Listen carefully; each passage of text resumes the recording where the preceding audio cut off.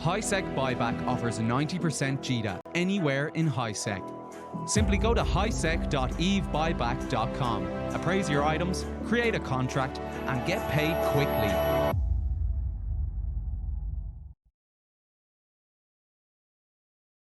You're up. This is Talking Stations, a show about EVE Online. I am your host, Artimus Albosa, and joining me on the station today, I was so excited I wanted to get straight into their introductions. Our special guest for this episode, Rihan of HiSec Buyback fame.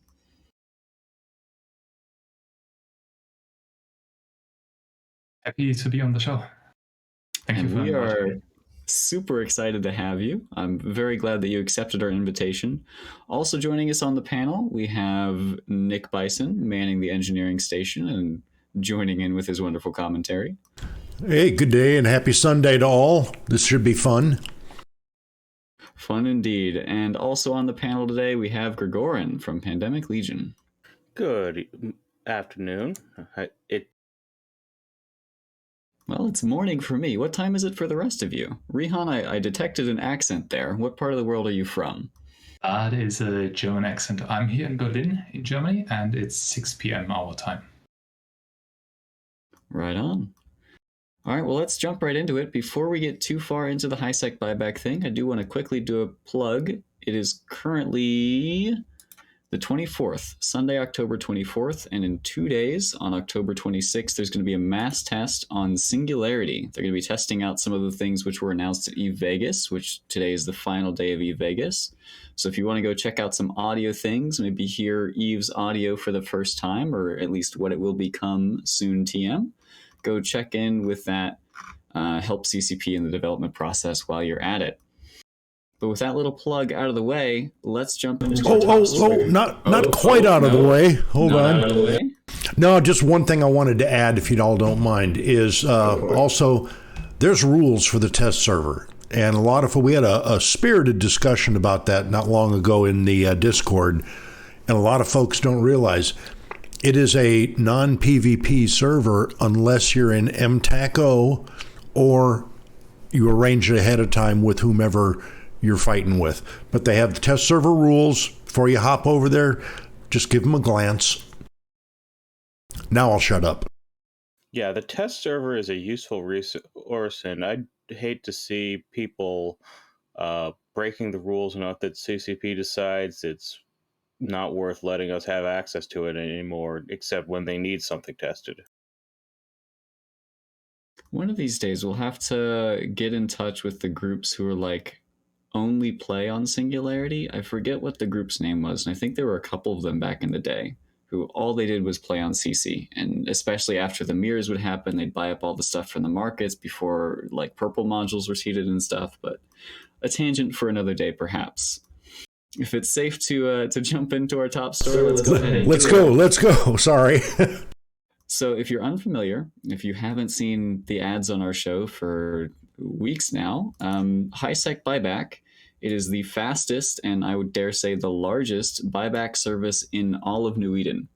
It extends its buyback program to all of HiSec, and a buyback program is basically you have stuff, they will buy it from you. It's not market orders, you're not selling to a buy order, rather you're placing a contract to a character or a corporation, alliance, something like that, and they will purchase that from you at a price. HiSec Buyback advertises a base rate of 90% G to buy with some variation depending on the products. And that's the general sort of high level, what you may already know. Rihan, if there's anything like something you wish people knew about HiSec Buyback that I didn't mention, what would it be? It's a tough question to get started. Right now, I think we're just working on letting people know that there is a service which they can use, and where they can get a price to see, hey, do I want to hold that myself? Do I want to invest that time to get it to a market? Or do I want to be lazy and just continue doing whatever I've been doing before and drop their trash on us? If you have trash sitting around anywhere, just throw it on us. We'll take care of it. Well, I mean, one man's trash is another man's treasure, or at least part of the treasure hoard. Could say that. And we don't ask questions where your stuff come from. So we have a bunch of courier contracts also coming from the Uedama region. No questions asked. I have an idea where that might have come from. Now, one of the things I noticed on your HiSec Buyback, and because I've used it a couple of times, and a couple of folks I travel with have used you a lot, and they really like it. And it's got that 90% JITA buy price as the base. And what I didn't realize the first time I used it, because I wasn't paying attention, depending on the item or type of item, it can be considerably less because of bulk. I mean, obviously, minerals, and I have the titanium up there, comes in at like 66%. Because I don't have to haul it myself, you do. What's your method thought on that whole thing? Yeah, so we started with that 90% JITA buy base rate so that we have some leeway to get it hauled to JITA, because that's where our price is based on. Sometimes we can diverge it to other hubs and make a bit of profit there, or just save on hauling. For example, if you want to get, I think, 84 million units of pyrite, which come out about 600 million ISK from a shop to perimeter, that costs you about 50 million with Red Frog. So there goes about 10% of what you would make. As we do that across the board with many items, we don't always lose 10%, but we can have cheaper options as well. And that's where this lower rate for titanium comes from, that we decide, hey, we need to make sure that we can still efficiently and economically haul the stuff. So we impose a volume fee on certain items. So if your item is very large, for example, a T1 industrial, if you want to, you can check the Badger, for example. That comes out at a very low price, maybe 2 or 3%. So that's one of the worst items. Because it's just so expensive to get that hauled across the universe. Oh yeah, the volume thing is definitely a big deal. With the buyback that I've run, we just never took anything outside of the where we needed it because of volume. Is there a point at which you guys will just reprocess the item in place and then haul whatever scraps come from it? I know there used to be a service I used in my mission running days where they would purchase your salvage, and some of the salvage and mission loot wasn't valuable to sell in module form, but you could reprocess it, and the minerals were more valuable than the module itself. Is that something that you guys do as well? I just recently learned about that, like 1 or 2 months ago. And since then, I started building filters in JITA, so we funnel all our stuff to perimeter, because there you can get cheap officers for 25 million compared to 5 billion in JITA. And just recently figured out, you can actually reprocess these items cheaper, and plan to roll that out into our other hubs. That's awesome. Then reprocess that there where we have outs. The general model of our services, we take items in any station in HiSec, and I think right now we have items located in over 1,600 citadels and stations. Some of them will probably never move, because if you have 10 million worth of items somewhere, that is so far down the list compared to other stations that might have 10 billion in assets that you're never going to get to it. And from those stations, we haul that into Ashab, which is next door to Amar, into Renz, Heck, Dodixie, and from there then the way up to Perimeter and JITA. Right on. We're glancing past so many questions that I have. I hope we have time to get through them all. Top on my list is scale. So you are offering this buyback program to all of HiSec. You mentioned you've got items in thousands of systems. How do you manage that many items, that many systems, and bringing it all into one place? I want to first start with the hauling aspect, because we brought it up before. At this scale, at this volume of hauling, how does that work? Do you do it yourself? Do you contract out? Are there like backroom deals going on? Are you paying the sticker price for Red Frog? How does this work? Yeah, Red Frog push. If you want to have a backdoor deal with me, I'll be happy to do something there. So we make use of pretty much all the courier methods that you could imagine. We have an internal team running couriers, where we work with collateral-based rewards plus a weekly, daily, monthly bonus on top. And it's crucial to have an internal team for that, like people helping to accept contracts when you maybe want to sleep and still keep up fast acceptance speed. And then really depending on the volume of the stuff and the prices we get out of certain providers, including Red Frog, Push, Black Frog, Purple Frog, GHSOL, Galactic Hoarding Solutions, they have a flat rate to get your stuff jump freighted for 210 million across New Eden, which can be very competitive compared to Push or even Black Frog. And yeah, from there, we have some scripts running which tell us, hey, you have this much in this station. This provider makes most sense here, gets you the cheapest route. And you mentioned how do you make sense of having thousands of stations with items? Our biggest tool that we use is JEF Assets. So thanks so much for the developer who built that, because we can use the tree view, then sort that by value, and then we only have to look at the top items. And depending on how much time you have on a given day, you create 10 couriers, you create 100 couriers, and you get some of that stuff done. And the rest that is just in the bottom, where one station might have 5 million assets, you just don't get there. And it doesn't really make sense, because at the end, it's all about keeping liquidity. Right on. Let's talk about that liquidity for a moment. I know everybody has got at the top of your mind. How much ISK do you have in your wallet right now if you're running this program? I think I checked an hour ago and we were at 130 billion ISK spread over a couple of wallets. We have a team of 4 people who accept contracts, who all have their own wallets in the corporation. But the liquidity bounces between, I would say, 20 billion and 200 billion. And 200 billion might sound like much, but it's only much if you can actually use it. And we use that is to stop playing for a few days, or stop playing so much as we would have in order to keep it running if we only have 20 billion in the bank. Because if you have a bunch of ISK in your bank, you don't have to create couriers and sell stuff every day in order to keep accepting contracts. And that's what hopefully helps us not burn out in the long run.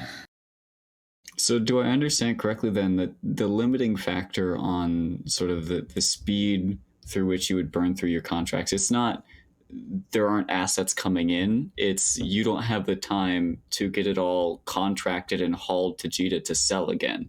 Like you have more assets than you could ever possibly go through. Is that right? Yes. So as I mentioned, the 1,600 stations that we have assets in, never going to haul all of that, just trying to skim off the majority from the top, get that to perimeter, try to stack it up a bit so that we don't create sell orders for just 20 million of items worth, but maybe 200 or 400 million to, again, make it a bit more efficient, to use the time better so that we have enough time and energy to accept all those contracts that are coming in. Where I can also tell you, we checked that, I checked that an hour ago, we have about 600 to 900 contracts per week, coming from about 250 individual characters. That's roughly the scale that we operate at. Wow. That's pretty awesome. One of the things I noticed, sorry for interrupting, is how simple your website is to use. I really like just how clean it is on, just appraise it, create the contract, and you're good to go.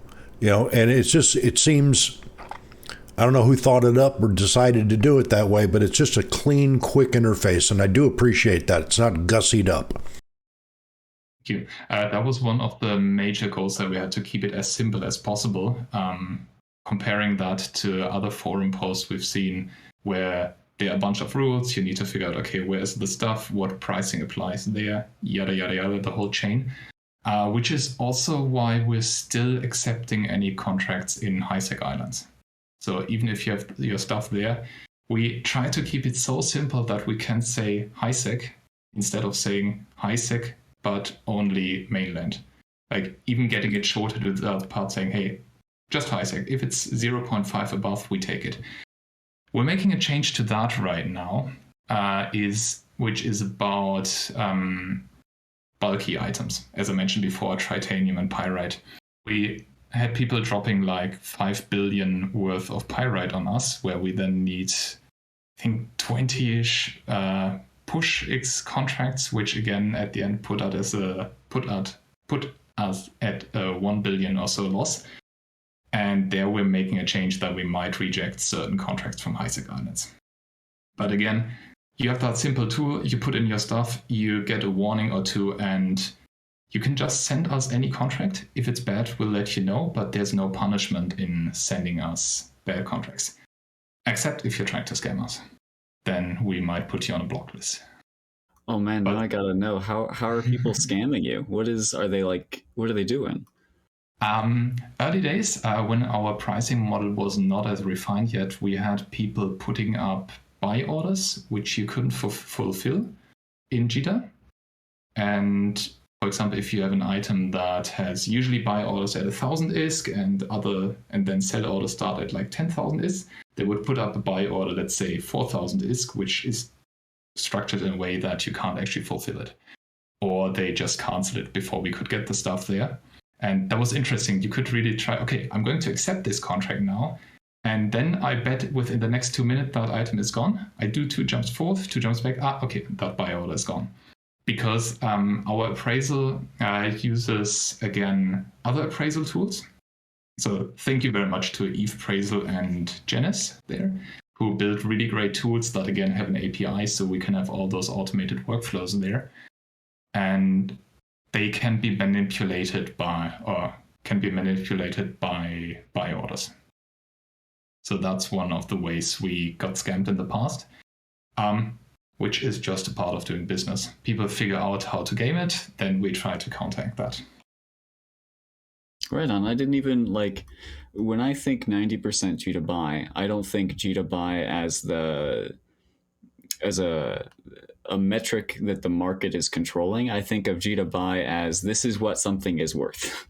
It doesn't even cross my mind that is something which could be readily manipulated or even at a scale that would be profitable. But now that I remember, now that you mention it, that used to be a really big deal with high value items like officer mods. It was a popular JITA scam where people would put an officer mod on contract and then they would put up a buy order but didn't have the ISK in their wallet to fulfill it. So they would sell these contracts for an overpriced officer mod or something. And then if you tried to sell it to the buy order, it would fail because they couldn't fulfill their end of the buy order. So they just sold an incredibly overpriced module. But that could even impact your tools in the markets, and that's insane. That story that you mentioned hurts a bit because I remember falling for one of those scams as well in the past. So we all have to be on both sides. Making scams, getting scammed. At the end, it should balance out, hopefully. One thing, you earlier asked about what I would like people to know. And one thing that we have to deal with on a somewhat regular basis with newer players is the estimated price in the item hanger, which is nice that CCP built something like that, but it's so off from the reality.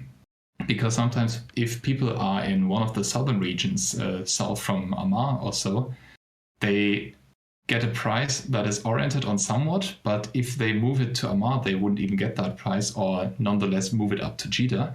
And having to explain people, yeah, that thing you see in the game is actually wrong, you're never going to get that price, feels a bit difficult to explain without insulting the game developer, saying, hey, you're doing a bad thing there, and then trying to explain to people, hey, that's how we build the price, that's how markets usually work, that's why this pricing is a bit off, that's why our price is different. So that's something where I would say people don't trust the estimated price in-game, but rather some independent third-party tools. Like, even if you don't trust us, use Eve Appraisal, use Janice, and see if that price makes sense to you. I can definitely understand where that would be frustrating to you guys, but for me, who doesn't have to have that conversation of explaining it to the new player, I'm super happy that it's creating that opportunity, that teachable moment to them, because you may have a new player who goes in and they're doing whatever, they're running missions and they get some sort of loot that they think is incredibly valuable to them, or they're trying to haul stuff and they realize that it doesn't match up. And I'm glad they're learning that lesson, and you're willing to teach them that lesson in a much more friendly and probably less harmful environment than they could later on down the line in the game. So that's a really cool opportunity to have, and I'm glad that you guys are taking the time to explain that to them. I do want to talk a bit. I was going to say one of the things, and I just popped it on the screen that illustrates what he's talking about very well. If you just, as far as the different markets, if you use that Eve appraisal tool, you can, a lot of folks didn't know this, you can change the location. So if you go to Do-Dixie, I'm going to get a lot less to start with on the buy order side. So you can change your locations and see where your pricing falls. So that's just a handy way of looking at it. Right on. I'm really curious as to how this program got started. You mentioned that you're relying on a bunch of different tools, and all these different pieces sort of have to come together to make this program possible. Is it a thought that you've had in your head for years and just all the pieces finally fell into place? How did it first get started? I would start by acknowledging that I didn't invent this thing. That's something a bunch of alliances and bigger player groups had way before I even started playing EVE. I would loop back a bit into my early EVE experience. So after starting out in Highsec, I joined Brave for a while before they got evicted from Catch, then been with Pandemic Horde a bit. And there started having an idea about an kind of delivery service where people say, hey, I want these kind of items, and we would get them to them within 24 hours or so. And that was one of the first experiences where I got to do a bunch of coding and learn that way, but also learn about how you can quickly burn yourself out and start not enjoying the game as much anymore. So really around what kind of promises can you make to people, and are you willing to hold those promises for a long time. After that, eventually got back to Brave Newbies, where I kind of considered my home to be. And with those coding skills that I developed there, I've been trying some other kind of supply methods, like getting industry folks basic necessities like their minerals or some gas or so that they would need at a rather lower price than having to import it from Jita themselves. And again, having to have that wait time of 7 or so days, where I was trying to fight a bit with one of the elite industry groups within Brave. And that eventually got me noticed by one of the buyback programs within Brave that said, hey, that guy seems like he can build websites. Let's get him in to get some kind of calculator. So that was where I would then build the first calculator, trying to have pretty much the same as you see with our website right now. The same concept where you put in a bunch of items, you copy that from your item hanger, and you get a price out. And also for the management aspect behind that, to call Eve's API, get the contracts, see what is in those contracts, appraise that again, and see if the price matches up with what we would expect within a certain margin of error of about 3 or 4%, because prices tend to move all the time. And by the time you do that API call and the cache expires, prices may move already. And that has been my first experience with running a buyback in nullsec, where you need to do lots of jump freighting around and so on. And eventually I got myself burned out again. And at a later point, then just moved back to Highsec, said, okay, I'm going to chill here for a bit. And then this idea came up again. Hey, how about you run another business here in Highsec? Maybe a buyback where you can outsource as much as possible to really reduce the level that you have to put in. And that's how I then in August 2020 ended up being a bit bored. We all were at home. Thought, hey, maybe just start this. Let's see if I can spend enough time on that. And that has really helped through a lot of the boredom. And I think without the pandemic, I might also have burnt myself out already again. And yeah, from there it was crucial to get a team around you where you could also say, okay, I'm going to be on holiday for a week. You just need to make sure that enough cash is in the bank, and then they take over from there.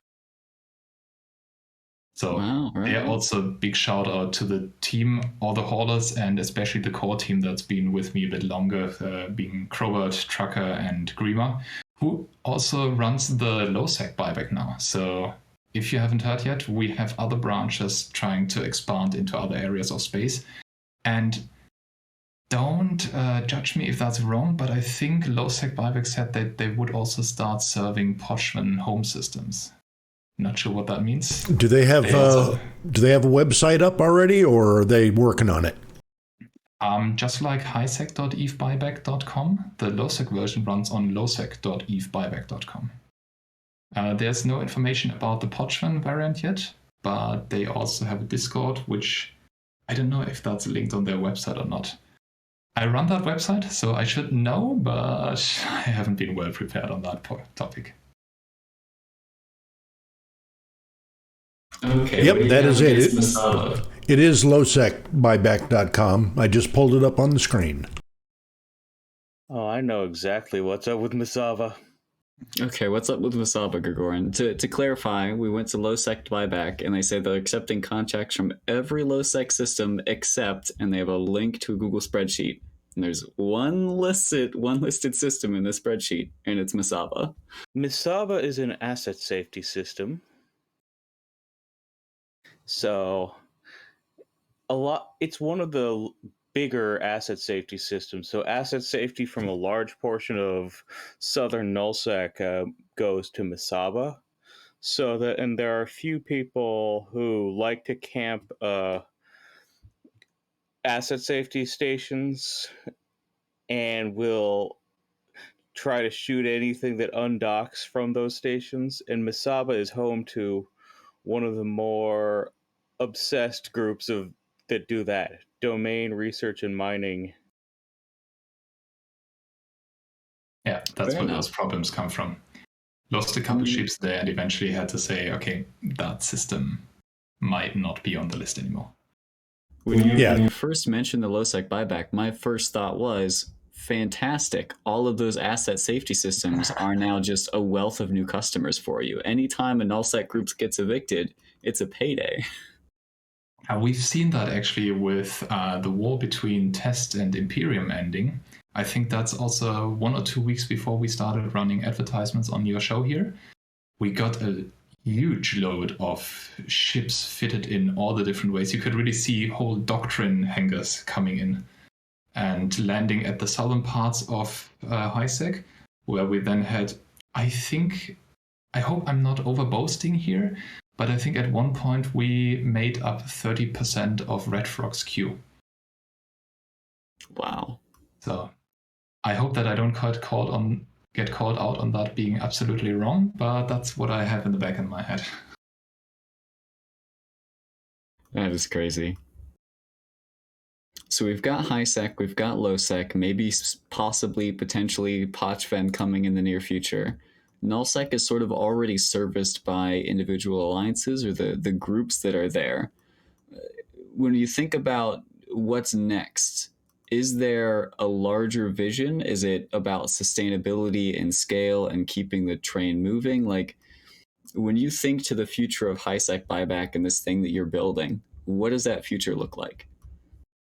Yeah, so that's 2 parts. I personally focus on making the operation more sustainable, to be able to take to having spent less time on the game every day, just to prevent burnout in the future. My personal goal here is to have enough cash in the bank for sustaining 4 weeks of service, and we're way far away from that. While the core team that is running the service with me, they don't have that kind of topic to cover. And that's where the expansion into LowSec then came from. Now also looking at Podman. And Grima, who is running the HiSec Buyback, I think he's also looking into serving NPC nullsec. So while that would be interesting. To focus on keeping the main thing running and making that sustainable, to also be able to fund other ventures a bit, the core team then looks into expanding to other regions. I was wondering if you were going to do NPC nullsec, since there are a lot of smaller groups out there that don't really have enough infrastructure for their own alliance buybacks, but that would be quite helpful for them. I think that as well. It's just a logistical nightmare to do nullsec, because in Highsec it's quite easy. You just run freighters around. You can AFK them if you want to, unless if you're not above the certain threshold in terms of asset value. With lowsec, that becomes a bit trickier, and in nullsec you even get bubbled. So you might be running fully on jump freighters, where I think the price recently increased to 14 or 15 billion, and that's just nuts by now. Let's talk about your team a little bit. You've mentioned, I think, 3 or 4 core people who are helping you sort of expand the tech or expand into new areas. What's the team behind HiSec Buyback look like? Yeah, so we have, I think, about 8 or 9 people who are in our hauling group, who process smaller contracts into the individual hubs. So, for example, if we get some items in Zinka, which is in the south of Highsec, they help to ship that into Amar and our shop, from where we then do the large-scale couriers to Red Frogger. And there we, at times, have like internally 200 or 300 couriers pending that they crunch through whenever they want to play the game, when they want to haul stuff. So we're keeping that on a very relaxed model to say, hey, if you have time and you want to do something, you can make a bit of ISK, but there's zero pressure. And from there, we then have the core team who have roles to access wallets and manage contracts and so on. And they help with accepting contracts for our customers to, again, increase the speed a bit over all the time zones that we're active at. And we're currently working on expanding that for creating couriers as well, which requires you to give access to corporation deliveries, which suddenly gives you access to hundreds of billions in assets around you even. So that's something that we're still working on. I still have trust issues. They will probably never go away, but at one point it's just like, okay, if I want this thing to continue, I have to bite the apple there and say, okay, I'm going to trust you folks fully on that you're not going to raid all the 1,600 stations in one day and steal everything. So that's something where we have to expand those duties a bit further.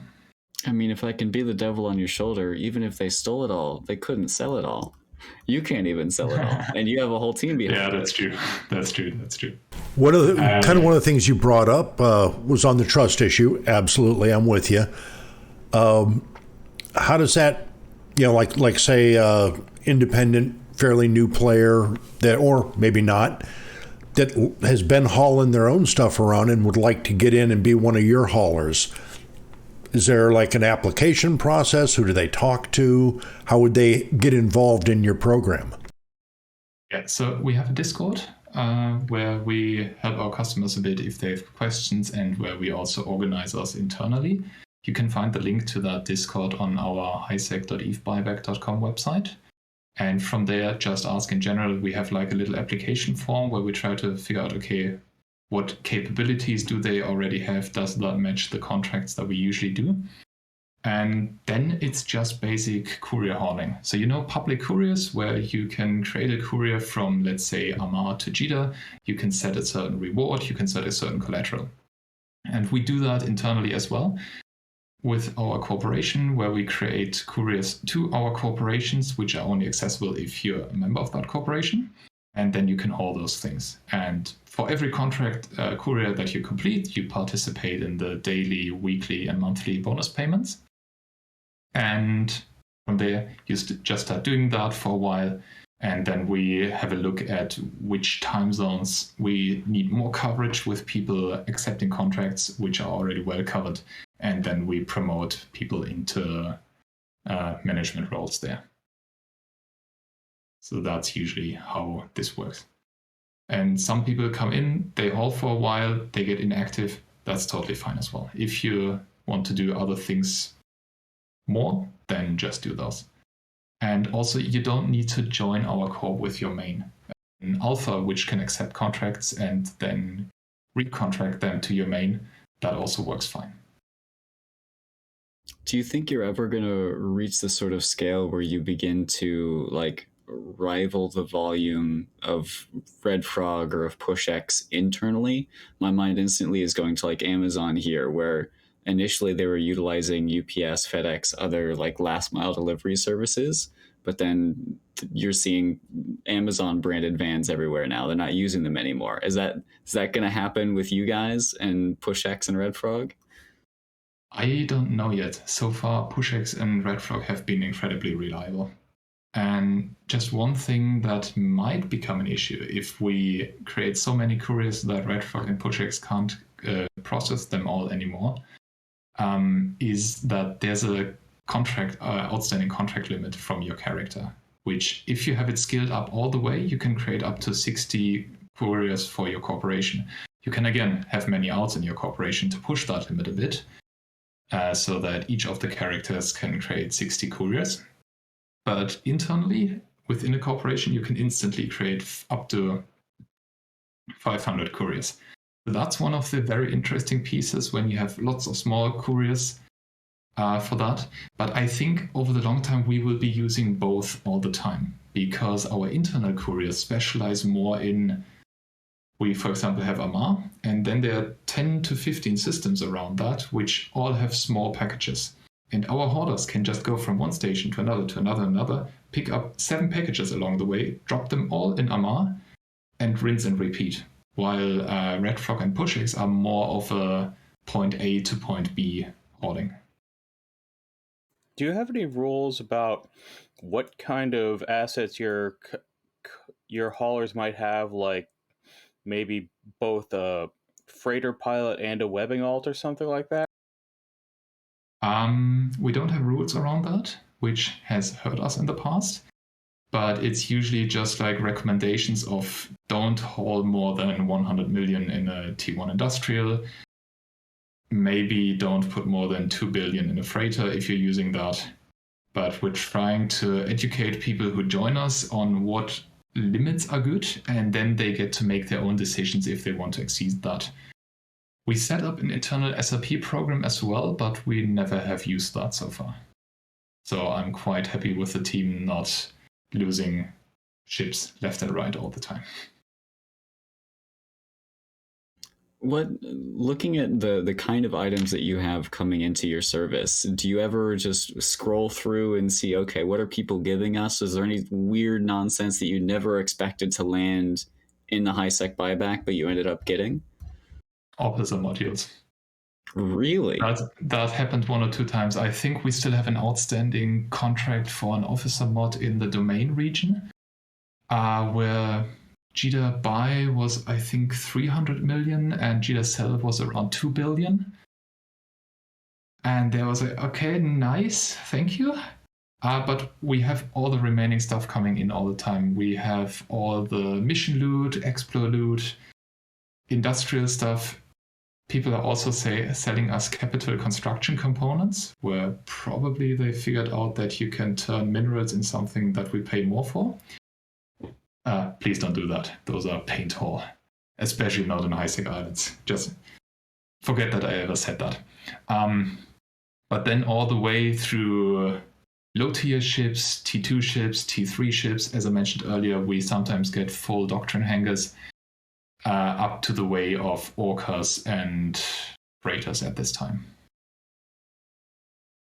So pretty much the whole spectrum. And we route that all, as I said before, into perimeter, where we have a bunch of sorting hangars. And there we sort into things like ammo drones and boosters, into ships, into low and mid-slot modules, rigs and high-sec modules, and then industry and a bunch of other stuff as well.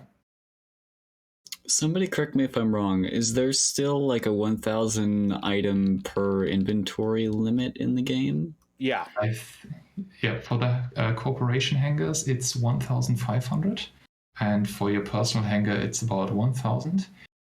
And that can become quite the challenge if you suddenly end up with, our record, I think, is 13,000 items in the Coop delivery hanger. And there you also get to touch a bit on how do I use my Eve client best in order not to sit here for 20 minutes for waiting all that thing to happen. Because when you move large amounts of items from one hanger to another, most of the time goes for rendering and updating what you see in the Eve client. So I mentioned earlier, we have that consolidation model from all the stations into various hubs.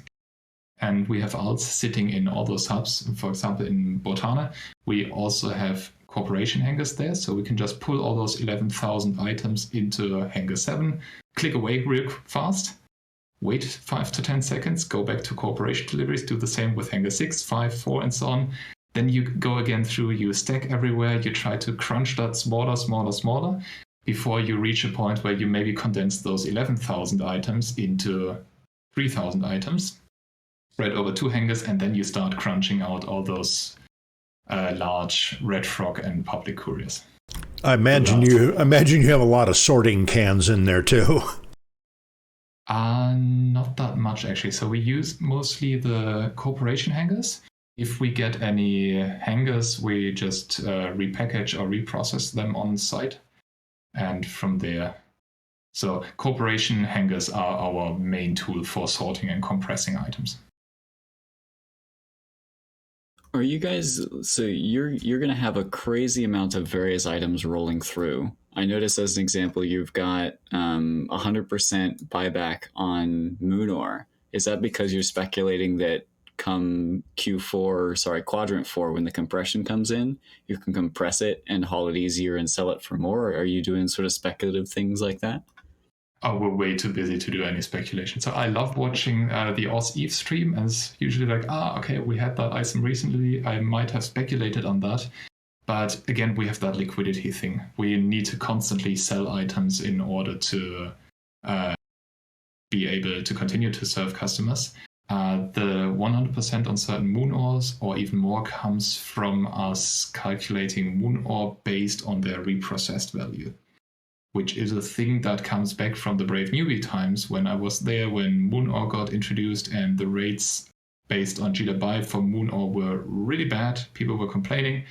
We started to build that in to calculate moon ore based on reprocessed rate, and that's pretty much just a leftover from that time. Because with Q4, we're going to see compressed moon ore and compressed gas, I think. So I hope that makes things easier, that we can strip out the reprocessing-based calculation and come back to more standardized, streamlined model. I guess because you'd have to take into effect, like when you talk about reprocessing, if you're in HiSec, you're not going to get 100% of it, that's for sure. But, you might top out somewhere around the 76, depending on the rigs and skills. But, yeah, that's still taking a loss. Good call. Yeah, the bad thing about moon ore is I don't really want to admit that to myself, but I don't have proper reprocessing skills yet. And we kind of just use Red Frog because they can serve so much cargo. Ship that to Jita and just sell it there anyway without reprocessing. So that's still something we need to improve on.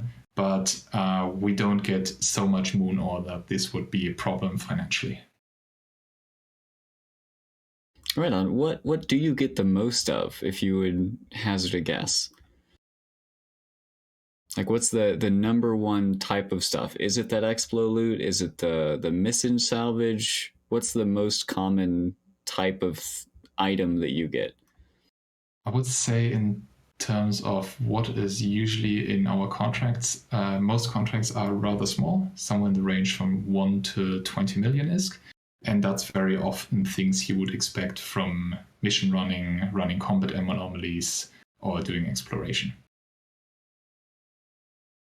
But I would have to do some proper analysis on that. We're collecting data on what items are we getting, what are we selling them for, so we have some more options in the future to say, okay, we actually see that we get Tritanium for 40% of its value, we get that to Jita, and we still make a certain profit. So that we could say, we know we're making, let's say, 40% profit on that, we can give that profit back. So that's something we've been starting to collect data on since a month or two, and we'll eventually incorporate that into our pricing model so that we can get we can move away from that strong volume fee that you might see on items like titanium, but might also even go above the 90% for other items. For example, if we see we get a Tengu at 90% JITA, we manage to sell that with, let's say, 30% profit in AMA all the time, then we can just give back 15% of that profit, for example, ending with a 105% JITA buy rate. Oh, wow. So for you guys, it's worth cutting your margins because you're going to increase the volume of stuff you're getting through. Is that a fair assessment or no? I wouldn't consider that from a profit perspective. Like, as I mentioned, the goal is more to keep things liquid, to keep things moving. That would rather be a defensive mechanism against eventual competition. If they say, hey, we're going to jump in the market as well. If they then have to, we had that same example in Brave Newbies back in the time where we also worked with a 90% JITA buy model. Then some other corporation said, yeah, we're now doing 95% JITA buy and taking all your traffic. I don't know how that ended. That's just not in the back of my head right now. But knowing that you have some more data in order to say, okay, I can raise it for a couple items to a certain price, still be competing, but knowing that I can do this without actually losing money on certain items. Right. It's keeping the is coming in and out. I understand that. Yeah, you got to keep it flowing to keep it rolling. Very nice. So for the long term, I don't know how long this will take, but we might even consider going to moving the pricing or the rates that we pay out to a rate where we ourselves pretty much flatline our profit. So we have a bunch of expenses to pay for our team that they make some money. Where we pay advertisers. We have a referral model that we're trying out. But if we manage to find a good pricing where we can give customers back more and more of the ISK, that they can use us, that they can spend more time on what they actually enjoy in EVE, while our value doesn't decline downwards, we would be, I think for the long term, that would be an idea to raise prices that we offer more and more. Now, I know we've talked to Hateless Gaming in the past, who's an EVE streamer, does a lot of stuff with like new players and specifically Triglavian hunting. And he mentioned he had a bit of a deal with you guys to ensure that he always had a way to sell all of his Triglavian loot, even in the insane volumes that he was getting. Is that a common thing, something that you're expanding, where people who have just large supplies of various particular types of goods are reaching out to you to make sure they always have a way to offload that? Yeah, we experimented with a couple people, for example, Hateless Gaming on that. However, our experience hasn't been too good on that side because it was just like an experiment that we were running, which required much more operational effort. If we just offer our standard rates through our calculator, you always get that certain price. It is always checkable by our backend system running and verifying those contracts. Whereas these custom agreements take a bit more effort. You have your team must know about those special contracts that the bot might flag, but that they can still accept those. You want to keep track of if you have an agreement to, for example, buy certain assets at 100% JITA buy, can I actually sell them for more, or am I running a loss there? And then we also get into situations where, with those custom agreements, where they pile up assets for a longer and longer time, and that when you eventually want to sell them, there's not enough buy power for that price that it has recently been priced at. Because currently our pricing model just looks at the top buy price, but doesn't take into account if that's just like 1,000 items, and from one of those custom agreements you might get 10 million items. So I remember with some Triglavian modules or items, we repeatedly drove prices into the ground.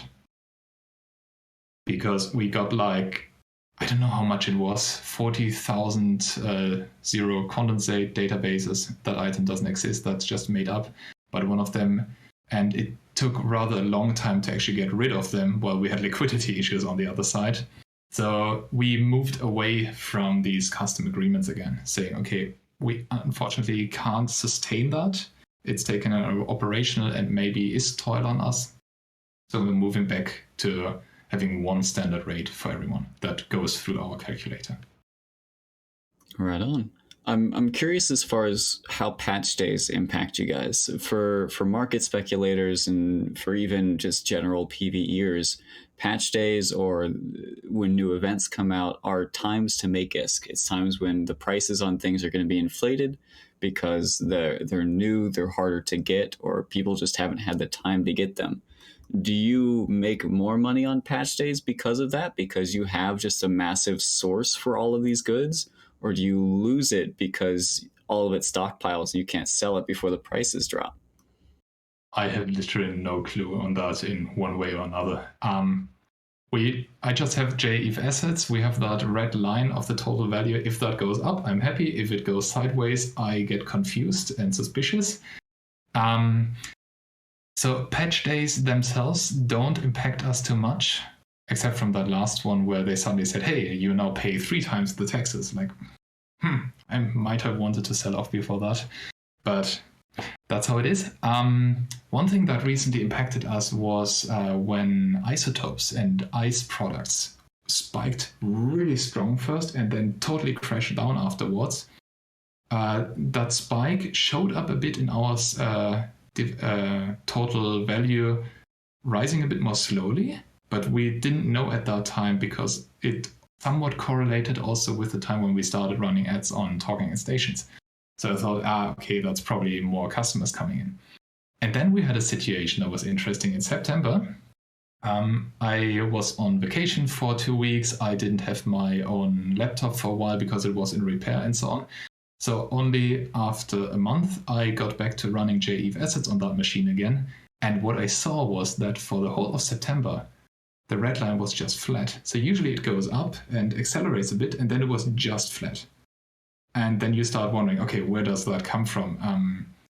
Did something break? Did an API break? What happened with the items in game? Until at some point we stumbled upon ice products showing this strong downwards trend. And we still had so much of them because people just dumped that on us and we weren't able to process them quickly enough. So that was a thing where market trends really impacted us. Patch days themselves, not so much. Oh yeah, that ice stuff. I'm very happy I got all the ice I needed to move out of Delve before it really shot up. Because the day after I bought the ice I had, it was vastly more expensive. Yeah, I think it went up by like 3 or 4 times the normal price.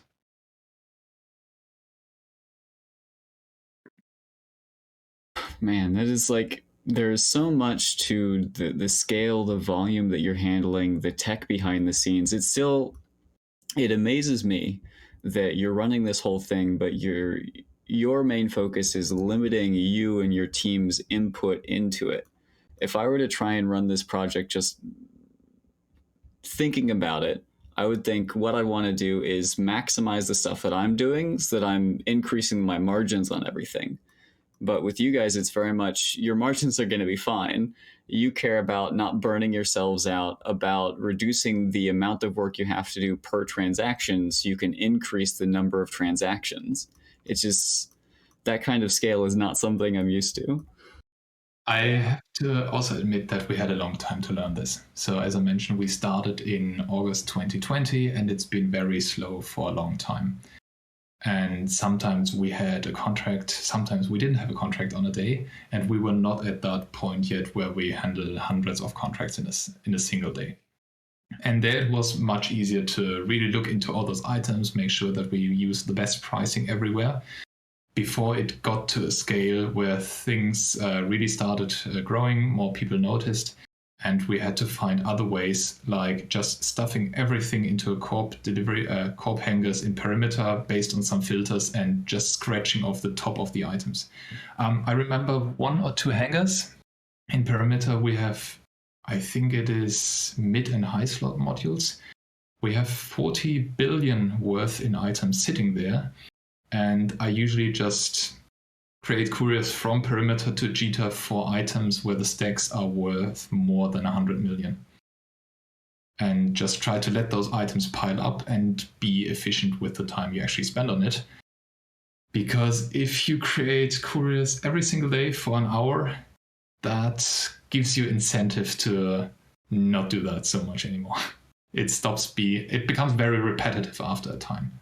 So that's where this drive to remove operational toil comes from. Had an interesting question pop out of our chat, wanting to know if you all take investments to the program itself or to your corp, as far as buying in assets and pay out some of the profits over time, or anything in that vein. Yeah, I can touch on some internal reward streams that we have. So I mentioned earlier we have holders who get a certain collateral-based rewards on their couriers, plus a daily, weekly, and monthly bonus. And early on, we also started a little share program where we took in, I think, 20 billion of ISK, and all of those shareholders are in our core team right now. So we use that as a way to just continue rewarding them for being around, helping with the service and so on, while the shares are probably worth way more than what they initially put in. But that's something that's fine. We just keep that rolling to show appreciation for the effort put in. But apart from that, we have not had to take further ISK from outside yet. I put in about 100 billion ISK. Which had to get it rolling. Yep. The 100 billion is I got them from an EVE Meet event in Berlin, I think, where I won. What's this third ship from Sancha's Nation called? The super carrier? Revenant? Yeah, the Revenant. Got that, sold it because I couldn't fly it myself, and that's really where the ISK for this operation came from. Hey, it's a great startup ISK at that point, so that's pretty cool. It definitely is. Do you guys ever get like contracts for Plex and things like that? Like Plex, skill injectors, those sorts of items? Not so much recently. We sometimes get skill extractors also. But I remember one person who I repeatedly told, hey, stop doing that. Just use the Plex wall to move it over to Jita, who sent us like 1,000 or 2,000 Plex each month. And see, that was why I asked, is because I'm like, if you accept a contract for Plex and it goes into a character hanger, it just goes straight into your Plex vault. So I'm wondering if you guys like lost or misplaced a bunch of value in Plex because it landed up in some alt Plex vault. If I were to misplace Plex or is somewhere, I might not want to admit that here on stream. Not that I know of. You can accept contracts as corporation, so they go into your corporation deliveries. From there, I did move it to my personal Plex vault in order to move it over to Jita, redeem it there, and then directly sell it off for corporation transactions again. So I think to this point, I didn't misplace too much yet. Fair enough.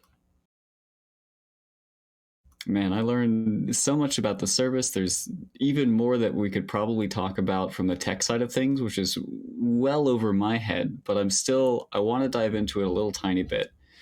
We've got the website, that's one piece of tech. We've got your pricing model that you've described a little bit, that's another piece of tech behind this. Is there any other sort of core moving part that you had to develop or build to make this whole thing function, or are those really the two biggest components?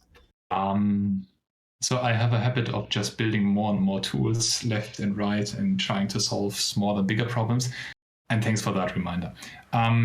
So we have the core website, which you as a customer see, which is running again on a solution that allows us to use multiple subdomains for different buybacks. So we can support something like lowsec.eth buyback and highsec.eth buyback. The idea initially for the architecture came from me trying to build a solution where I can profit from buybacks that are run by other people by myself just providing the website. Just like a provider like Shopify would do.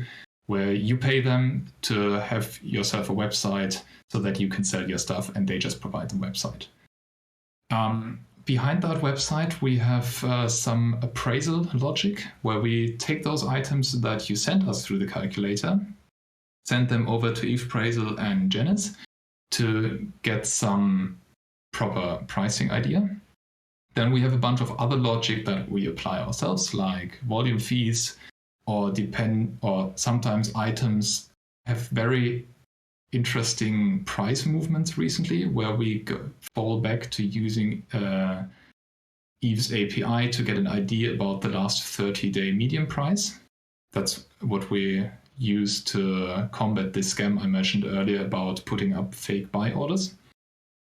And run through a couple of checks, like, is this actually in Highsec? Is this something...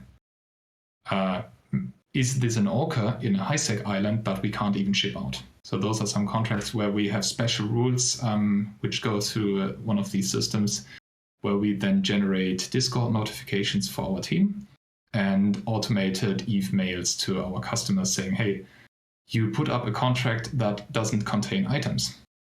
Maybe not do that. The other way around as well, we sometimes have customers who forget to set the price. That's also where instantly, or at least in the time that our API gets to check the contract, if it sees, hey, they set a zero ISK price, we send a mail out, hey, please cancel that contract, it doesn't have a price. So we try to be very transparent there to not accept zero ISK contracts, because that's where scams would come from. And we had to put in a significant effort of teaching people that if you set a proper price on a contract, you're not going to be scammed if that price reflects properly what the item's value is. If you put a zero ISK contract, then you get scammed. Oh yeah, I remember one time when I was setting up a PushX courier contract, and I forgot to set collateral, so I got a message a couple minutes later telling me to cancel it. Yeah, I think that's the best way to do it. Just say, hey, not accept it and send the ISK later, but just reject it immediately if possible. And so with that, with these automated mails, usually when we check contracts, all of them are fine. Because if there has been something wrong, customers usually fix it themselves already. So that's the pipeline to getting all those contracts coming our way. And then we have a bunch of, we have an application running on the side that does metrics recording, like just, okay, what kind of contracts did we accept? How much have they been worth? How much turnover do we have per week or so? So that we know, okay, what would that 4-week goal be to suppliers for a certain time? And for accepting contracts, we also pay out our team internally with a certain percentage per contract that they accept, where we start to generate certain income streams for people working with this operation. And that, like those contract accepting rewards or the courier bonuses, are funneled to a balance sheet that we recently set up. Because if you have those contract accepting rewards, you have courier bonuses, you have referral programs that all generate some kind of payout stream, or you have advertisements that you run somewhere, you need to pay those people. And those became like 10 payouts we had to do per day. So we funneled that into something where it would pile up like the in-game wallet in our website, and then we just do one big payout as a bunch. So those are some of the applications that we have running there. And what we've been toying with recently as well is to have some kind of script that goes over all the stations in Eve where we have assets, piles that up, figures out what are the top value stations, then tries to figure out what kind of couriers should we create. Is this a large one that we can directly send from, let's say, Midori right to perimeter, because that's more efficient than sending it to Amar first and then sending a courier upwards again. That kind of tooling. And that's where there's also a new tool that you folks can use. Artimus, do you want to bring that up on stream? Did I send you the link before? I think you sent me the link, but it's going to take me a minute to link it to Nick so that he can bring it up on stream. While I do that, you want to describe what we're going to be seeing? Well, Yes, actually, one question from the field while he's pulling that up. One of the folks asked, if you do contracts from player-owned stations? And I thought the answer was no, but I'll let you get on it. Yes, we accept contracts from player-owned stations. They have to be public to anyone in EVE, but we have automated checks on that. So we have some secret OPSEC secret characters sitting around where no one knows the name that we use to check if that station is actually accessible. And if it's accessible, then we take the contract even from player-owned stations. Wow, awesome. Okay, so we've got this EVE Hauling Advisor up. What does this do? Exactly. That's pretty much a front end that takes things like your origin and destination, where you want to send something to, looks at how big is that contract, how much is it worth, and then for you asks Red Frog, Black Frog, Purple Frog, Galactic Hauling Solutions, and PushX what their prices are and returns that to you so that you can quickly compare that with one another. So maybe you can try sending something from Arden to your other favorite Highsec system. Nick is going through and putting in the numbers here, and it's just like the HiSec Buyback website, where it's very streamlined, very simple. I'm expounding on it for the audio listeners, but just 4 boxes: where you at, where you going, how much is it worth, and how big is it. Click calculate, and now we get some info. Yeah, we had that be very much inspired by the Red Frog and Push calculators. Red Frog especially around making the drop down so quick. That's where we put in a lot of effort. And from Push, we stole the idea of having some small buttons where you can just write 1.5, press on billion, and then expands to 1.5 billion. So you yourself don't have to press the 0 9 times and maybe mess that up, as I managed to do in the past as well. And as we see on screen, you now see all those providers, what their rates would be. Keep in mind, this can't really keep track with special offers that services put out. Maybe that data is also wrong. The service will tell you about that. We're trying to have reasonable caching for certain providers. If you get that NAN error, that's something I still need to fix. That's usually when you put something in that is not a number. So you can write 1.5, but you can't press the B yet. I will prevent that the B shows up as an NAN, which stands for not a number, in the future, but I didn't fix that today yet. So I hope this tour gets you an idea of which provider might be the best one for wherever you haul your stuff from A to B. Our need for this came from getting an API which can do the same thing. So we can just call one API that gives us back the result, okay, which is the cheapest provider, output that for creating couriers way faster, compared to us having to click through that, put in all the details, calculate how much something is worth, and then get the right amount at the end. Because the simplest way to creating couriers for us is to just have a start system, an end system, a reward, and a collateral. And then you just create the courier, and very often we don't even see what is in those contracts. We just have assets, we send that around, and that's it. I tell you one thing, like, you may not have thought of it yet, but this is a huge advertising opportunity, especially if it starts to be used by a lot of the EVE population. Like, I knew about Red Frog, I knew about PushX, but all the rest of these groups, I had no idea they existed. So it very much could have been the case where I checked Red Frog's website, I checked PushX website, whichever one's cheaper, I go with them. But now I have all these other options I didn't know existed. And now I'm providing them a service if I'm just using this for hauling and not necessarily for your purposes on an internal tool, but just externally for the EVE community, for me as a customer, or for any of these other hauling groups that aren't those big too. Like, this is a fantastic opportunity. Yeah, and I'm looking at that and I'm thinking to myself, okay, as that little guy who likes to sell stuff to HiSec Buyback, I look at that and I'm going, well, I'd have to pay these guys X to move it for me to JITA, but then I still have to go there and sell it myself. Oh, to heck with that. I'm selling it to HiSec Buyback. Yeah, it really depends on where you're moving stuff from one place to another. this tool is still pretty dumb. There may be rules that we haven't incorporated yet, so some of your queries might still get rejected. If you learn about some rule that is not correct here in the tool, just shout at me and I'll try to build it in. If some prices are off, shout at me, I'll try to build that in. And even if you start your own service and want to have that featured here, just let me know.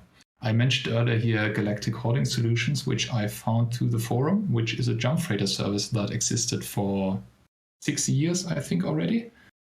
And I haven't seen that one before I tried to build this tool and incorporate all those services. Wow, that's pretty awesome. Man, any final thoughts on these tools that you've built? Anything that we missed when we're going through the HiSec buyback? There's just so much to talk about. Have you To be ever, honest, have you ever thought about the policy of the possibility of using the gathering information by what people check in the tools that you build, and using that for potential market opportunities? Yeah, we thought about that, but haven't been able to find a way to say, okay, because people sell us certain things in certain location, that's also what they would buy there. We're considering an idea of, again, building up a new delivery service, which goes the other way around. So currently you sell us stuff, we bring it to Cheetah. But as we already have all those couriers moving back and forth, we could also do it the other way around. We buy stuff in Cheetah and get it back to you wherever you are. We're playing with that idea. There's still a bunch of coding work to be done to figure that out properly, to set up new websites to get it into a beta stage. Maybe you will see something around that early next year. Maybe not. If you want to start that service yourself and be faster than us, please do. We'll be happy to join in on holding those couriers around, helping you so that our ships don't run empty. And yeah, from that point out, it would be really interesting to say, okay, how do you set up a certain system that you can provide Cheetah-based prices all around HiSec without having to go for 50 jumps? And that gets interesting. Do you use that data you get from what do people want in certain locations to start doing supply runs between different hubs? So you could say, okay, I see that people in the Kadoa region are very often using Mackinaws down there. There's a certain price difference.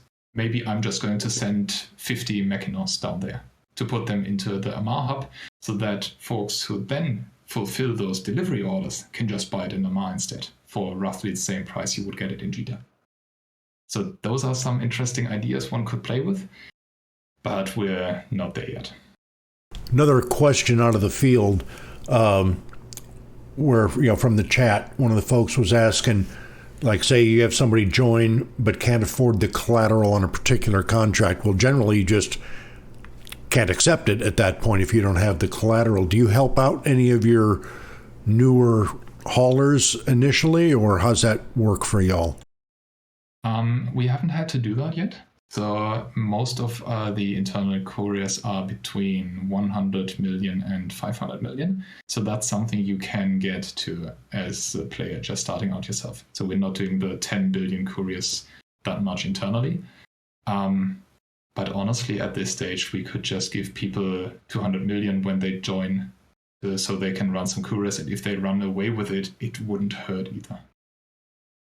Fair enough. I just thought it was a good question out of the chat. Wanted to just see how we handled it.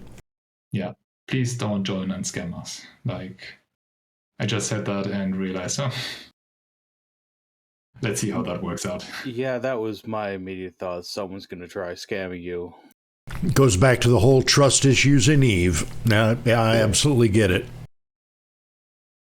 The whole idea of both the internal haulers and then also the people creating contracts, it reminds me a lot of the way it used to be discussed about working with EveBet or the other Eve Casino type deals back when they were still not against the EULA, where you had people who would say, hey, I'm a banker for I Want ISK or what have you.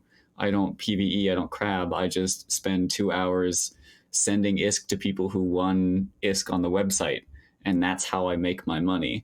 I feel like there's an opportunity here where somebody isn't an I want ISK banker, they're a HiSec Buyback contract creator or contract acceptor, where they just log into the game for a few hours, create all these contracts, generating money for you and therefore income for themselves. Yeah, we have our core team does that already, accepting contracts whenever they're around, or our Discord bot says, "Hey, we have a new contract." Yada yada. It's a bit different from those betting services that the contracts have a certain price already, and you have to have certain roles in order to accept that contract. And to do that for corporation, you have to also have access to a certain wallet. We previously played around with the idea of letting people use their own ISK, but that got into some weird... it got a bit complicated because you just end up again with corporation contracts where people need to click 5 times and you haven't gotten any further. About creating couriers and contracts from our corporation assets to, let's say, public couriers, that's still the huge trust issue that I personally have about making corporation deliveries accessible all across New Eden to that particular person. So it would be nice to have some kind of deferred payout way. We thought about that as well. Hey, maybe we get those contracts, we accept them for 0 ISK, and we send the ISK later. But that's not a path we want to take because that sounds like a scam. Fair enough. All right, any other final thoughts, things we missed? Last chance for the folks in chat. Get it out there. Get a question in. Throw out your tinfoil hat. How am I going to scam HiSec Buyback so we can shoot it down or prep for it, depending on the circumstances? Keep it challenging and interesting for us. Man, I really appreciate you coming on and talking about this with us, Rihan, because what I expected out of this show was to hear that you have like this internalized and you guys are doing all the hauling, and it's more of a, you need to let more people know about the service, that more people use it, and you're limited on the volume side of things. I did not expect you to be limited on the people to accept or send out contracts or to haul things, and that you're making up a large portion of the volume of like Red Frog or PushX or what have you. Like, that is at a scale that I was just not prepared for, even coming into this knowing that HiSec Buyback is wildly successful. It was fun to be on. I'll be happy to repeat this in the future, maybe when we get to a point that we make our internal statistics public, or maybe go into a deeper session on what kind of code powers this whole thing. That would be awesome. Indeed.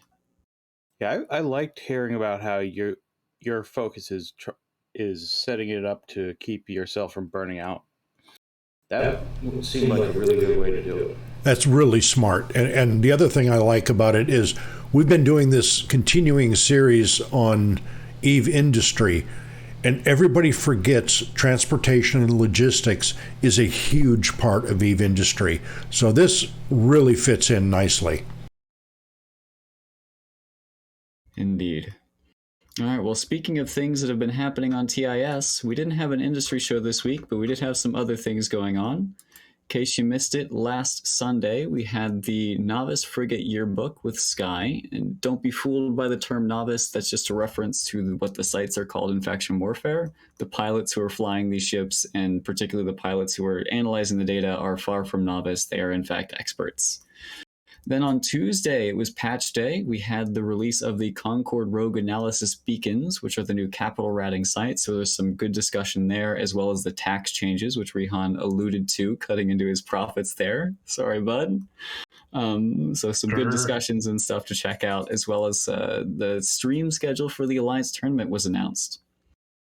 Then on Wednesday, we had some interesting news and coverage of the war, which we're going to get an update to here in a few minutes. looking at some fights between Wrecking Crew and Fire Coalition, as well as a look into Great Wildlands and some other things about taxes and industry.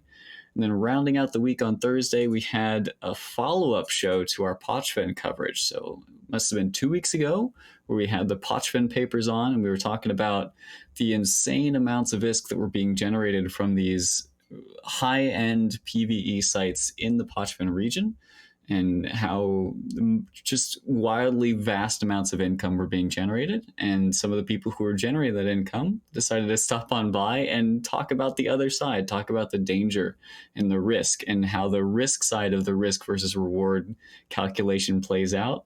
And it got a little bit heated at the end there. So that should be dropping on YouTube here pretty soon. Nick, you were there for that show, weren't you? It was not heated. It was spicy. You had you had Murray from Rote Capel living there in Pochven. Then you had Fuston, who had done a lot of the math background work to look at it. And they're looking at the same thing, but coming from very different areas. So it was a spirited discussion, and I liked it. Spirited, okay. Spicy and heated, I think, are the same, but spirited, I like that term. All right, well, speaking of spirited discussions, I can't wait to see the kind of discussion we're going to get in the YouTube comments on this when we start going through war updates and crab updates and all the stuff I like to do with looking at Zkill and Dotland and things like that. Oh, yeah, and yesterday an announcement was made which relates to a guest we had previously on one of our shows several months ago. Oh, you want to walk us through what was that? So, several months ago, Rocket X made an announcement that he had kicked someone who had been spying for the initiative. And yesterday, he made a public announcement apologizing because the source that gave him the evidence that got the guy kicked was no longer considered trustworthy. So it looks like Wrecking Crew got metagamed into kicking one of their largest alliance's main FC. That'll be interesting as more comes out on that. That's for sure. Yeah, I'm gonna be honest. I saw the post and I saw the random snippet of Discord. But whenever I see Discord screenshots, I am highly, highly suspicious of them because it is unfortunately relatively simple to fake screenshots in Discord, just with nicknames and changing colors and private servers and stuff. So we'll have to do some more digging and see what we can confirm or what more info we can get here. Yeah, that's been confirmed.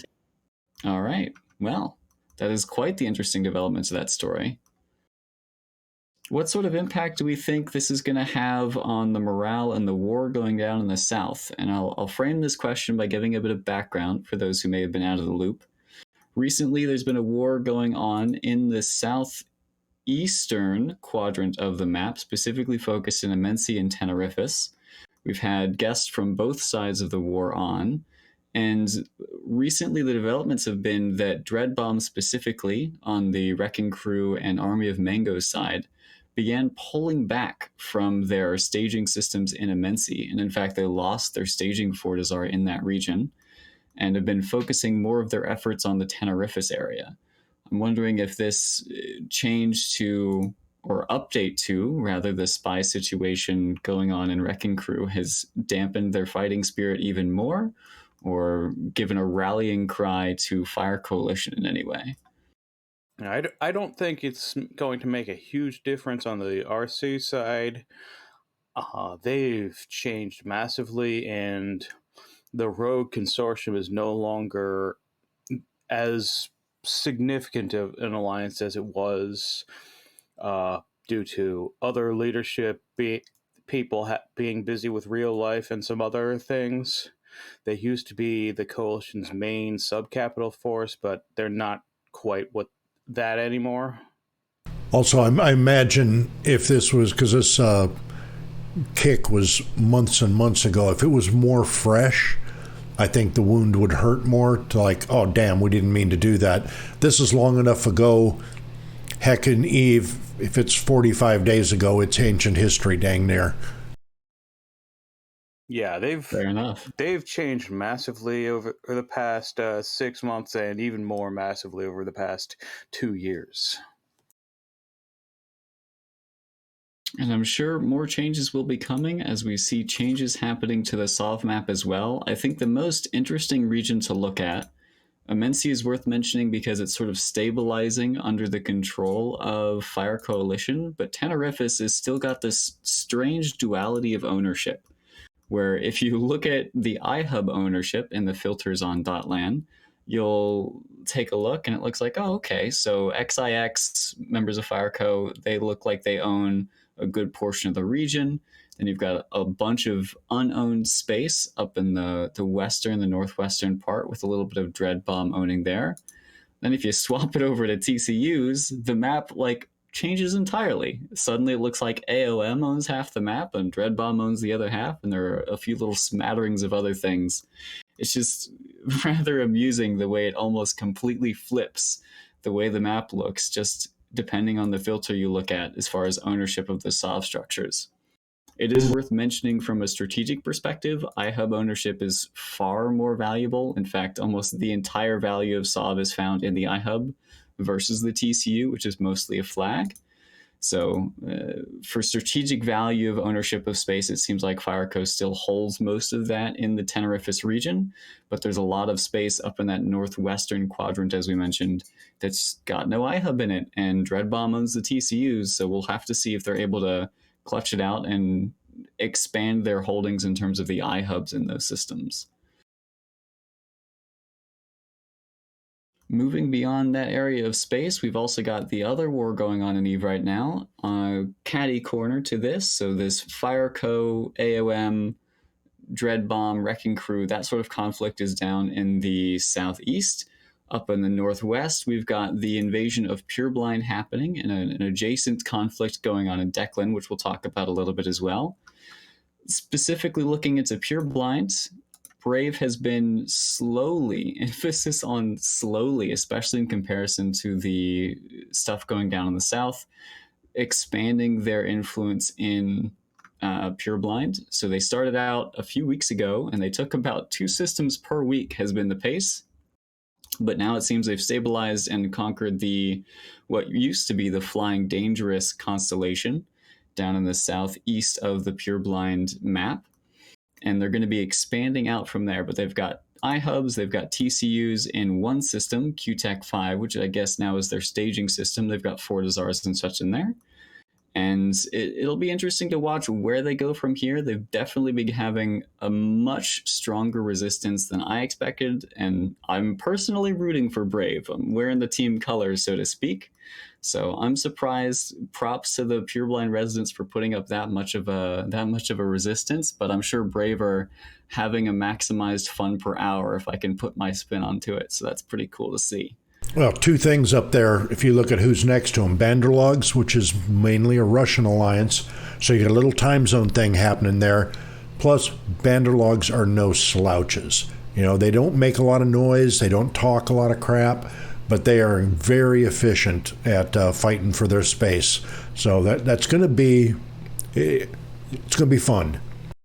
Banderlogs have been living in Brave's new home system that they're taking for years, so they definitely have a lot of stuff that's in there in the NPC stations that they can put out a protracted fight if they want to, even if they're overwhelmed by numbers.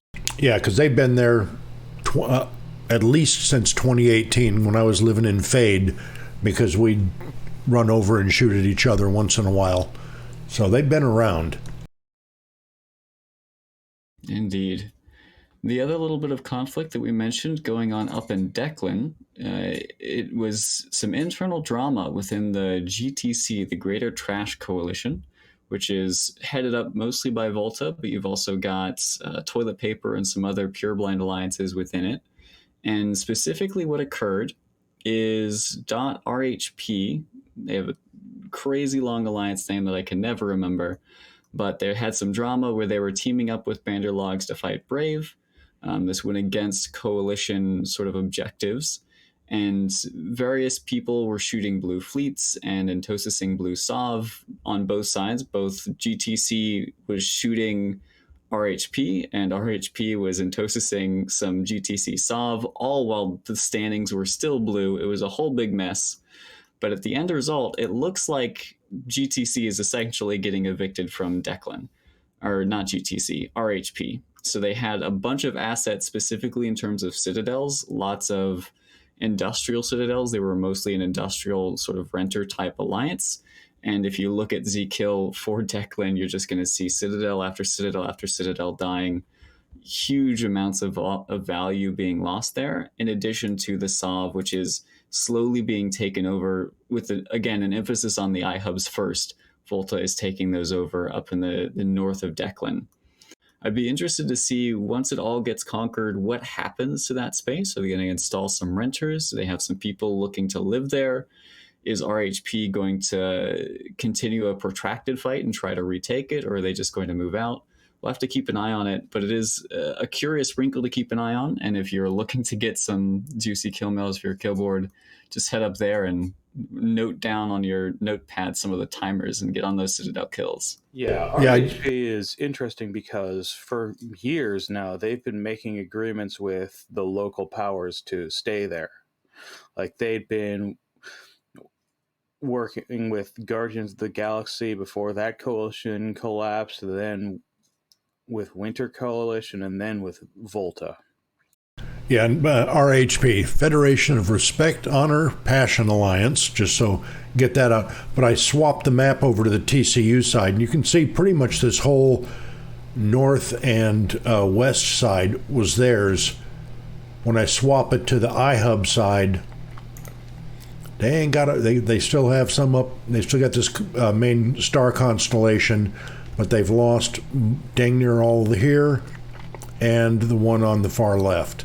So it's been a rough week for them. A rough week indeed. I mean, it's sad to see. No, it's not sad to see. I'm happy. I'm sorry, RHP. I'm sorry, any other group who I happen to be talking about, because they're losing. But in any conflict, somebody's going to lose. And I'm just happy to see the conflict is taking place. And conflict is taking place around the map. We've got these two hotbeds that we talked about, the war going on RC, AOM, Fireco, the war going on up in the other quadrant between Brave and the residents of Pureblind. But then we've also got lots of conflict and lots of ship dying around the map. Specifically, I always like to look at Rorqual kill boards to see, okay, are Rorqual still dying? Are we in a healthy place of risk versus reward? And we are still seeing that. And I love that we're seeing a variety of ships and fleet types killing Rorquals. So you've got the initiative Kikimora Ball of Death rolling around with 100 plus killing Rorquals everywhere. Then you've got even down to like 10 to 20 dudes killing Rorquals out in Cobalt Edge, up to a 40-man fleet of Blops battleships killing, again, Rorquals and Cobalt Edge. So it's nice to see that Rorquals aren't invincible under super capital umbrellas, and they're able to be killed by different kinds of fleets, which means that conflict is available to different kinds of groups and players, which is cool to see.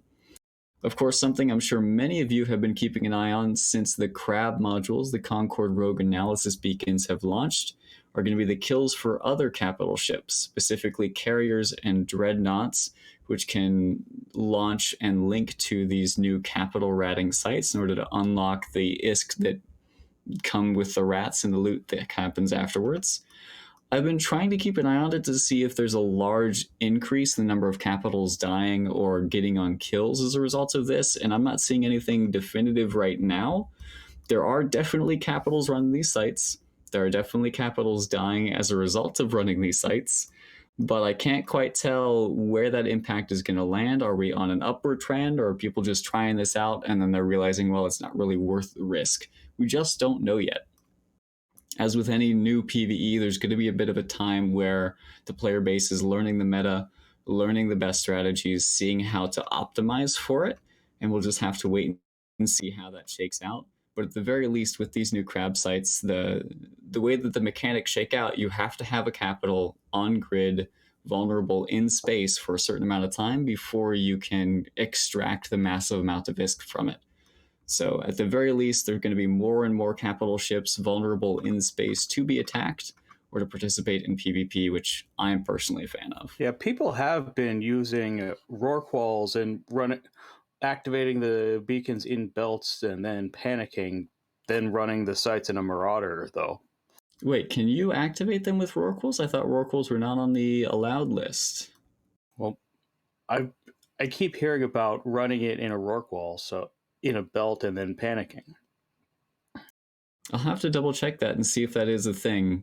That is something that came to my mind initially, but last I checked the module description, it was specifically carriers, dreadnoughts, super carriers, and titans which were allowed. Oracles weren't included, but maybe there's some filter there that was missed by CCP, because that sounds crazy broken. As soon as I heard about that, I thought that this is something that was going to definitely be patched soon. All right, and speaking of like the crab sites, it's always fun to look at the new rats that are involved and look at the kill mails that they've gotten. One thing to note when you're seeing the crab modules themselves, Concord Rogue Analysis Beacons, if they're dying to the NPCs, that means that they failed to run the site. So with these Concord Rogue Analysis Beacons, you launch it, you link to it, and then rats will come in, effectively warp into you, and try to kill this beacon or kill you. And you have to kill the rats fast enough that the beacon has time to process. Anytime it's being shot at by the rats, it's not going to process, or rather that rats are on grid, it's not going to process. So you have to clear the field fast enough and for long enough for it to finish its cycle and give you a payout of loot at the end. So if we're seeing a lot of these beacons dying to rats specifically, it means that whoever's trying to run them is not being successful. And one funny thing I did see, it happened in Kavala Expanse, was you just have a bunch of Kikimoras all dying at once to the rats, which I find is hilarious. Oh yeah, that is... I know exactly what happened there. Oh yeah? What happened? They tried to kill someone, and then they got overpowered by the rats. I just know exactly what happened by seeing the kill bell.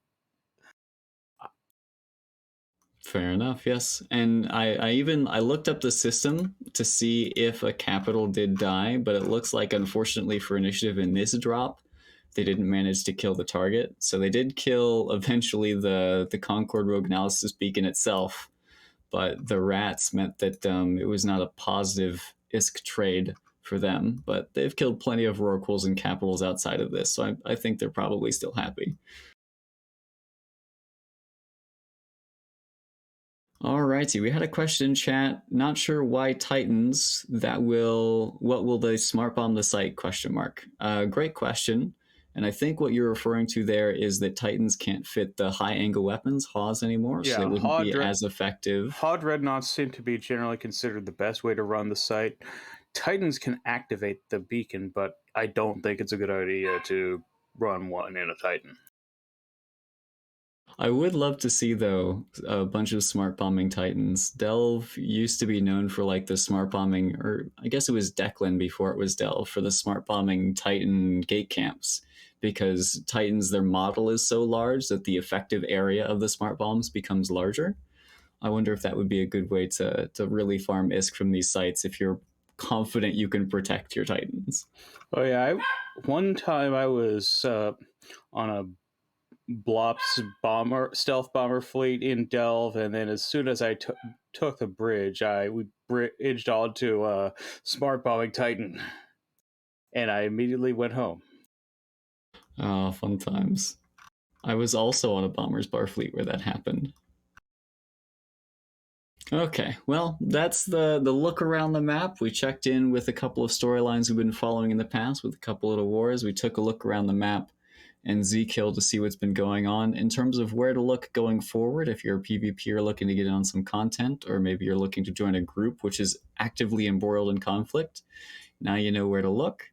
definitely seems like the game is pretty active from a PvP side of things. Also from an industry side of things, we're seeing lots of activity spinning back up. We just had a fantastic conversation with Rihan from HiSec Buyback, as well as conversations in the previous weeks about industry in general. Abby's been doing a fantastic job with that series with Shan and Ren and the other two guys. So thanks to all of them.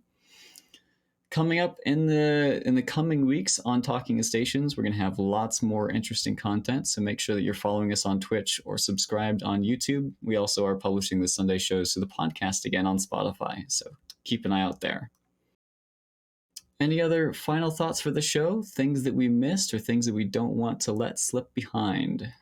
Well, today is the last day of Eve Vegas, so folks are probably recovering, starting to head home today. So with any luck, we'll get some pictures and some stories out of it. Indeed, and they even, I think the biggest thing from Eve Vegas from the dev side of things was that changes to the Eve sound and the way engines sound, which I do want to plug again, the mass test coming up this Tuesday. Definitely make sure you check in with that. It's going to be cool to get a preview of the content coming in, maybe hear the sound that Eve has to offer for the first time ever. But make sure you read the rules, as Nick mentioned. Yeah, I've seen some pictures from Eve Vegas, and it looks like people are having fun. It's always good to see. All right, well, that'll do it for this week's episode of Talking Stations, at least this Sunday episode. We'll see you again on Tuesday. Once again, a massive thank you, Rihan. You shared a bunch of insight to us. A lot of new things that I just wasn't expecting, even though I feel like I knew more about HiSec Buyback than many of our listeners probably did before the show. So I very much appreciate your time, as well as to our panelists, Nick, Bison, and Gergoran, and as well as to you, dear listener. Thank you for your time. I hope you enjoyed the show.